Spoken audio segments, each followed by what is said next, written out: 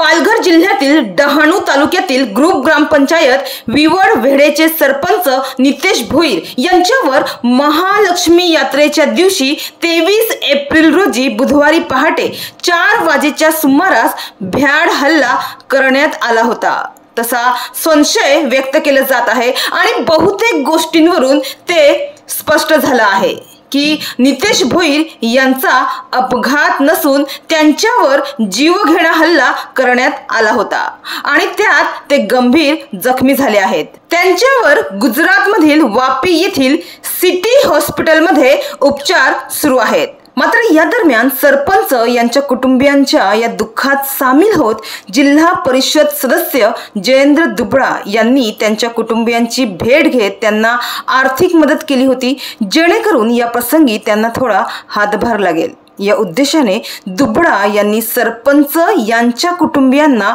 मदतीचा हात देत त्यांना धीर दिला। तर आता सरपंच परिषदेच्या पालघर जिल्ह्यातील सदस्यांनी भोईर यांच्या कुटुंबियांची भेट घेऊन त्यांना 75,500 रुपयांची मदत केली आहे।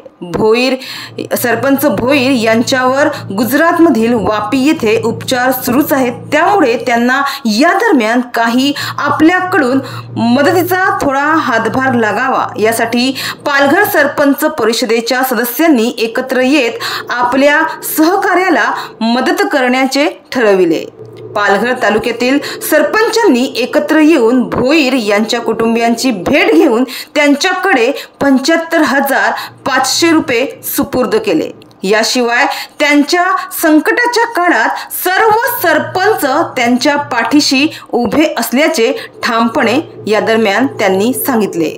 सरपंच परिषदेचे पालघर जिल्हाध्यक्ष हेमंत संखे, डहाणू तालुका अध्यक्ष किशोर कुडू, दाभेलेचे सरपंच विजय वायडा, पडघेचे सरपंच अनिल हाडळ, पास्थळचे सरपंच आनंद सोमण, निहेचे सरपंच एकनाथ हेमाडा यांनी वापी येथे जाऊन भोईर यांच्या तब्येतीची विचारपूस केली आणि त्यांच्या कुटुंबियांना धीर दिला।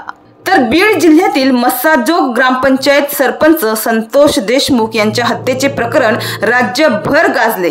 त्यानंतर सरपंचांनी आंदोलन करून सरपंचांवर होणाऱ्या हल्ल्याकडे राज्य सरकारचे लक्ष वेधले।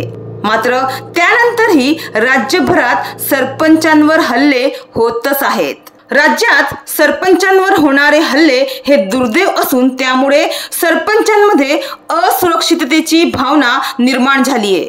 सरपंचांना सुरक्षितपणे काम करता यावे असे वातावरण निर्माण करण्यासाठी कायदे अधिक कडक करण्याची आणि संबंधितांवर कठोर शिक्षा होण्याची आवश्यकता आहे।